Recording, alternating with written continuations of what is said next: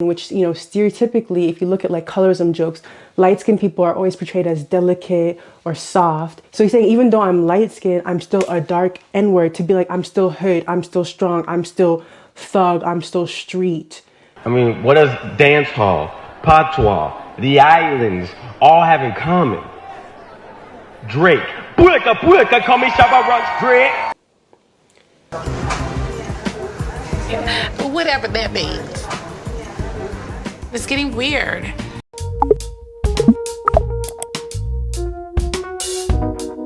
Sometimes it don't make no sense. Does it really have to? There is nothing I can say. Hi, welcome to Maya's World. Hi, y'all. I hope everyone's doing well. I don't normally wear gold. I'm more of a silver kind of girl, but I'm gonna be in my gold era because the gold is really looking good on me.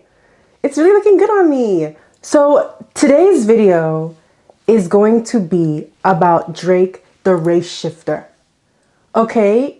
Because there's a lot of things I want to say. Like, I have never made a video about this man, but I'm gonna make a video because particularly relating to his colorism and the colorism that has been perpetuated by this man since a long time ago. So please, I beg, don't come for me for having the receipts.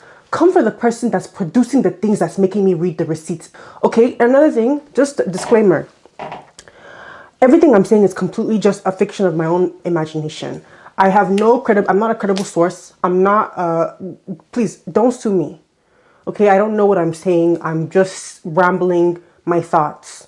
Okay, if you're new to my channel, my name is Maiwa. I typically make videos pertaining to things around anti-blackness. Today, we're going to be covering colorism and Aubrey, Degrassi, Jimmy, Drakey Wakey. Okay, so all you Drakey fans, all you Aubrey fans, all you stans, it's too much. I don't understand why people, like, I never understand, like, I love a lot of people, but I'm like, I'm never to the point, my delusion is never so strong to where I cannot look at what they're doing and say, that's not it. I'm never there. And for everybody who's there, who loves this man so much that you're going to come to my comments and attack me, please, I beg, return to sender. I'm not the one. Please, I beg, I'm a child of God. I'm an angel. So I've been keeping up with the Meg Thee Stallion and Tory Lanez situation because it's very sad, and it's a situation where Meg Thee Stallion is a victim of domestic violence where she has been shot. And Drake had the audacity and the gall to make a song making fun of her getting shot. I'm gonna read you guys the lyrics. It's on a song that he has called Circo Loco, and he has a line where he says, "This beat lie about getting shot, but she's still a stallion. She don't even get the joke, but she's still smiling. Give me your plate. In fact, get out of my house." I never understood, like, why would that be funny to you? Why would you be so confident in your misogyny, in your misogynoir, that you want to go and write that in a lyric? And I feel like people were paying so much attention to that song that everyone's saying is fucking zesty. 21, can you do something? Everybody's paying attention to that song that they're not even really giving him full smoke. But you know, some people are now saying like, oh, I can't believe Drake did this. That was crossing the line. That's the line for me. I can't support Drake anymore. And I get that. But my question is, why was your line so far? Your line was, there was many things. There was many lines he had crossed long ago. But this is now the line. Like, and my question for this entire video, my question to you all, and the thing I want you guys to reflect on and just sit with this thought is like, why is it that when someone perpetuates colorism, it's like never a strong enough offense to like divest from somebody? And why, on top of that, why is it that when people perpetuate colorism, everyone wants to come to the defense to say that it wasn't interpreted like that, this person wasn't meaning it like that, they're innocent? What is it about colorism that we are so keen to believe people just made innocent mistakes? That's the question for the video. But this video is going to be full of, you know, I'm going to be coming with the jokes. I'm going to be laughing. I can't help but laugh at these things. pertaining to Drake because he's so ridiculous and he's had so many things that have been so out of pocket since the beginning of time. And it's like, I just don't see enough people talking about the colorism that he perpetuates. I don't see enough people calling him out for colorism. So let's get into it, babes. The thing about Drake that really just turned me off was the line that he had in his Non-Stop song where he literally said this. Look, hey, I'm a boss spitter, I'm a hard hitter. Yeah, I'm light skinned, but I'm still a dark nigga. What I want to dissect is the entitlement, the privilege, and the power that he has, where he can say these things and no one ever finds it weird. It's directly hurting us, but we're like, we're dancing and smiling. So I don't know for the ones who don't get it, but to say like I'm light skinned, but I'm still a dark N-word, and I'm saying N-word because I don't get my video demonetized. For someone to say, but I'm still a dark N-word, what they're implying is that even though he's light skinned, which, you know, stereotypically, if you look at like colorism jokes, light skinned people are always portrayed as delicate or soft. So he's saying, even though I'm light skinned, I'm still a dark N-word, to be like, I'm still hood, I'm still strong, I'm still thug, I'm still street. So like, that's just straight colorism. There's no, you can't remix it. He literally just said, I'm light skinned, but I'm still a dark N-word, right? I've literally heard girls who are light skinned be like, oh, I don't date light skinned boys. They're too pretty. They're too soft. They're too delicate. Babes, that's your brother. That's your uncle. Why? I don't understand why light skinned people are saying that. Like, I never understood why light skinned people don't like light skinned people. That's literally you in a male version. I don't understand. Like, I never understood why light skinned girls can say they don't like light skinned boys. It's you. It's you. So intentionally being like, oh, I only like dark skinned people. I only like dark skinned men. Like when a light skinned person says that, they are saying that from a point of view where dark skinned men are always seen as more masculine. So if you see a dark skinned man as more masculine, the reason that's bad is because how do you think it affects dark skinned women? If the complexion is already masculinized, it's going to only affect dark skinned women. If you see Drake, if you're saying, oh, I only want dark skinned men, baby, you probably see me as like an aggressive monkey. Like, that's just the reality. Like, it's very weird. So for him to say that, he's like definitely playing into the colorism. But that's not the only part of entitlement that I feel, because what I notice is that Drake, something I find really fascinating is Drake has hit achievements and bars higher than any Black person has ever hit in music, right? And the main reason of that is because he's biracial and his racial ambiguity. Drake is someone who could look like a lot of different mixes together. So people of different cultures, different countries would naturally feel an affinity to him because he's able to kind of play into things. Like Drake has been in his Arab bag. Drake has been in his Jamaican bag.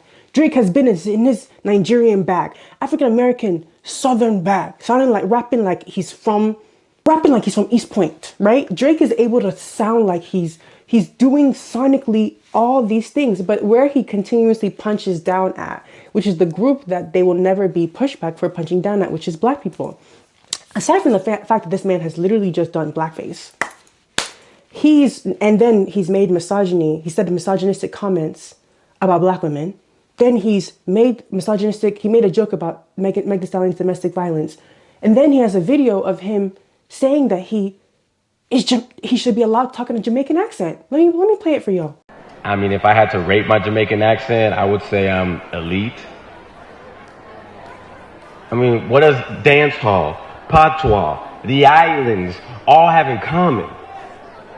Drake.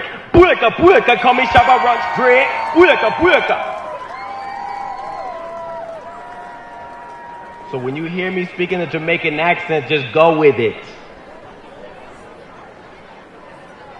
I am the island.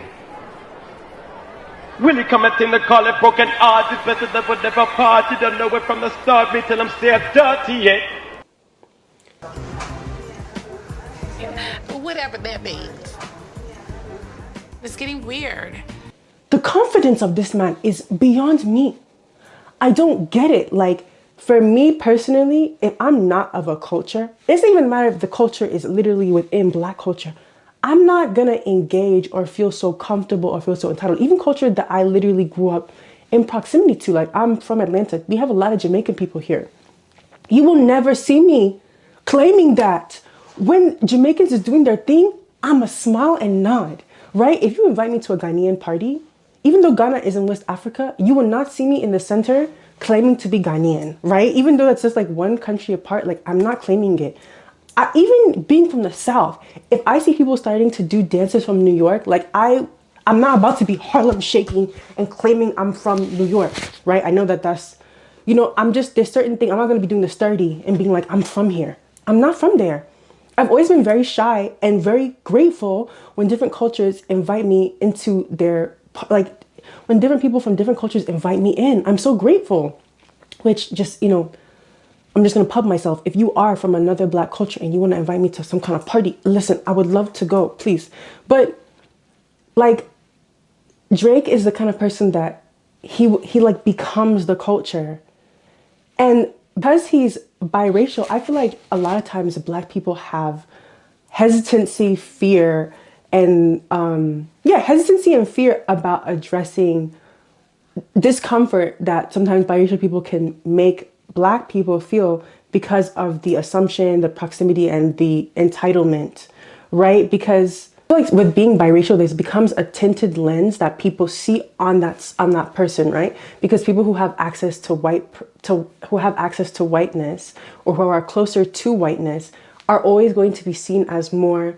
We're going to be more forgiving towards them, right? Like, it's always a thing. It doesn't matter where you are. Like, across the Black diaspora, we are always going to be more forgiving to white and light people. So Drake has an ability where, because he's biracial, he's not going to be met with the same vitriol than if a Black person was to do the same things. Like, if there was a Black artist who was trying to do what Drake is doing, people would meet them with vitriol. That would cause a diaspora war. If there was a Nigerian person who said, allow me to speak with my Jamaican accent, don't check me, Jamaicans will be like, okay, no.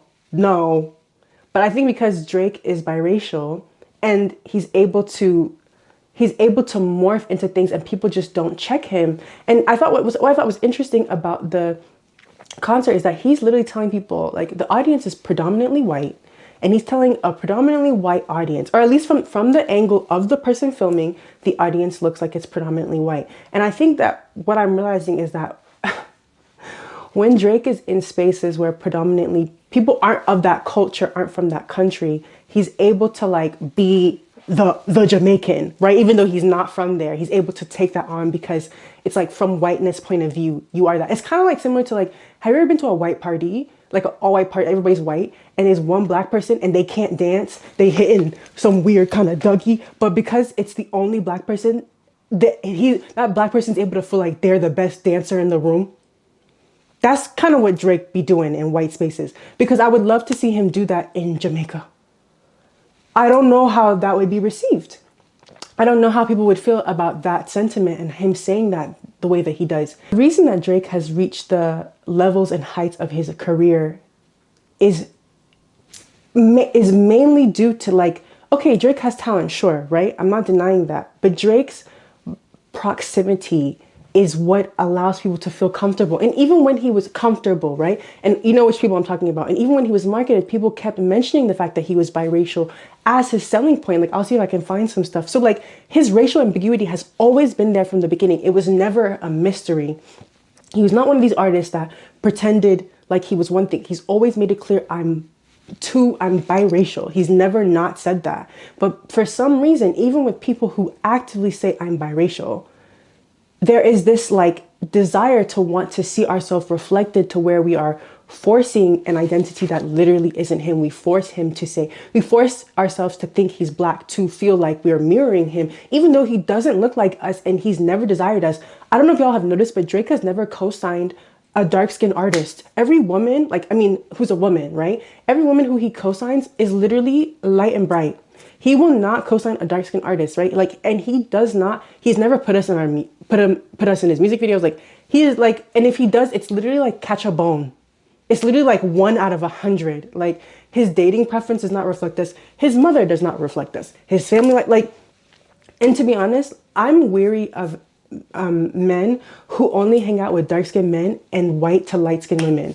That, because for me as a dark skinned person, if I come into that space, I'm gonna feel wildly uncomfortable because of this colorism dynamic we're talking about, where light skin is seen as delicate and dark skin is seen as masculine. Like, I would be seen as, before I even open my mouth, people are gonna say, oh, you're jealous, you're angry, you're aggressive, if I advocate for myself, right? And I feel like I've only seen him in those dynamics where he's consistently in proximity to dark skinned men and black men and white women. Colorism 101, like, I feel like because of all the different characters he has, all the different things that he plays, like, who really is he? He's an amalgamation of like many things. This is why I call him Drake the race shifter, because he shifts culture. Like, whatever culture is in fashion, best believe he will be in it. He will be deep in it. And people don't ever find that weird. But even if you don't find that weird, find the way that he relates to blackness as weird. I think he has a weird relationship to blackness. I think there's something fetishy about the way he engages with it. If you made it to the end, tell me what your favorite part of the look is. This is a really old hoodie. I have on the golds. Look at the makeup. I'm still like very careful with doing stuff inside of my eyes yet. That's why I do stuff around it, just because I had an eye infection like a month ago. And then the tunic and the earrings. Let me know if you made it to the end, you're a real one. Thanks for watching. Have a great day. Bye.